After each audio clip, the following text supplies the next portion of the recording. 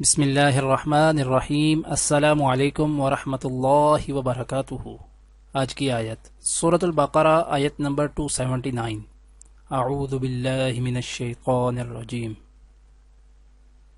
فَإِن لَّمْ تَفْعَلُوا فَأْذَنُوا بِحَرْبٍ مِّنَ اللَّهِ وَرَسُولِهِ وَإِن تُبْتُمْ فَلَكُمْ رُءُوسُ أَمْوَالِكُمْ لَا تَظْلِمُونَ وَلَا تُظْلَمُونَ۔